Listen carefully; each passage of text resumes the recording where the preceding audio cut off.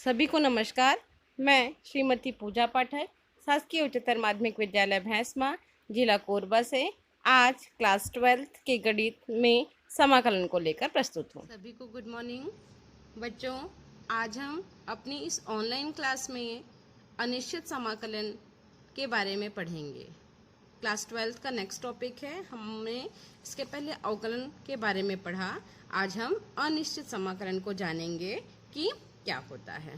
ठीक है, तो अनिश्चित समाकलन को जानने के पहले हम ने जो पढ़ा है अवकलन, है ना, तो हम समाकलन को इस प्रकार से समझ सकते हैं कि समाकलन को हम अवकलन का एक व्युत्क्रम प्रक्रम के रूप में समझा जा सकता है, जहाँ पे जिस प्रकार d/dx fx, जब हम क्या करते हैं किसी fx फलन का अवकलन करते हैं तो अवकलन क्या मिलता है हमको f' मिलता है। ठीक है ना, तो हम इसको अगर बोलेंगे तो कैसे बोल सकते हैं कि यहाँ पे जो fx है, ठीक है, ये किसका f' का क्या है समाकलन है। मतलब fx को अवकलन करने पे हमको f' मिलता है। उसी प्रकार अगर f' को क्या किया जाए, f' को अगर समाकलन किया जाए तो क्या मिलेगा, हमें fx मिलेगा। मतलब ये इसका क्या हो गया, एक व्युत्क्रम। समाकलन को समझने के लिए हम एक एग्जांपल लेते हैं।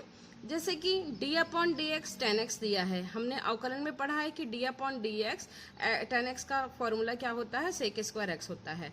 तो हम लोग क्या क्या करते हैं समाकलन में, मान लेते हैं कि कोई हमें अवकलज अगर दे दिया है, ठीक है ना, किसी का अवकलज अगर दिया है तो हम इस अवकलज की मदद से क्या करते हैं, उस फलन को ज्ञात करते हैं जिसका की अवकलन किया गया है। ठीक है, तो इस अवकलज की मदद से हम लोग क्या करते हैं, उस फलन को ज्ञात करते हैं जिसका की अवकलज दे दिया है या किया गया है। ठीक है ना, जिसका अवकलज किया गया है।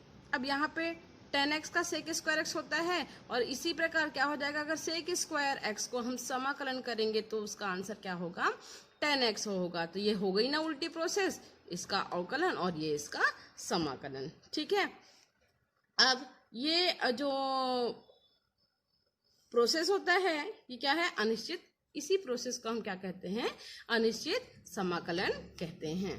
देखिए बच्चों, यहाँ पे हमने किया, ठीक है, तो हम बोल सकते हैं कि वास्तव में किसी फलन को अवकलज की मदद से वापस उसी फलन को ज्ञात करने की विधि को हम क्या कहते हैं, समाकलन कहते हैं। मतलब किसी फलन के अवकलज की मदद से हम लोग क्या करते हैं, उस फलन को ज्ञात करते हैं। हमने क्या किया, इसके मदद से tan x को उस फलन को ज्ञात कर लिया कि जिसका क्या किया गया है, अवकलन किया गया है। तो क्या हो गया, इसी विधि को हम क्या बोलते हैं, समाकलन कहते हैं। ठीक है, मतलब हम बोल सकते हैं समाकलन क्या है, अवकलन की विपरीत प्रक्रिया है। ठीक है, अब चाहते हैं चिन्ह में। जिस प्रकार अवकलन के लिए हम क्या चिन्ह का प्रयोग करते हैं, अवकलन के लिए हमने देखा कि किसी फलन में d/dx का प्रयोग होता है। ठीक है ना, x का मतलब होता है ये x के सापेक्ष अवकलन हो रहा है।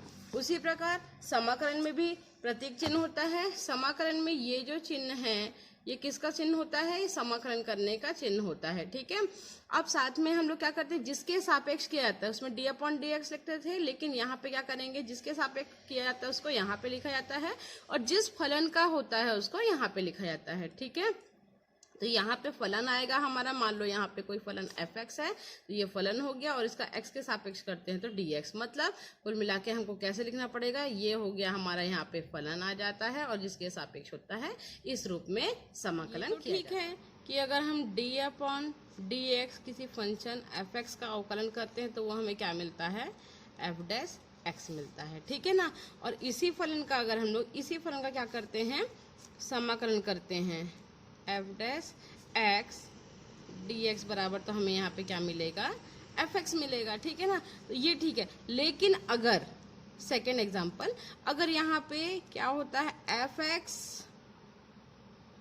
प्लस c कोई फलन दिया हुआ है, ठीक है ना, तो fx प्लस c अगर कोई फलन है हमारे पास तो इसका क्या होगा, बताइए क्या होगा, क्या कि fx प्लस c का अगर अब हम लोग इस फलन का अगर हम क्या करते हैं, अवकलन करते हैं, तो इसका अवकलन क्या हो जाएगा, fx के लिए तो एफ डैश एक्स हो जाएगा, लेकिन सी क्या है, यहाँ पे कांस्टेंट है और कांस्टेंट का क्या होता है, 0 होता है, इसलिए ये फलन नहीं लिखा जाएगा। मतलब इसका अवकलन क्या हो गया हमारा, एफ डैश एक्स ही हो गया, ठीक है ना। तो क्या इसका अगर समाकलन किया जाएगा तो हमें वापस यही फलन मिलेगा? देखते हैं।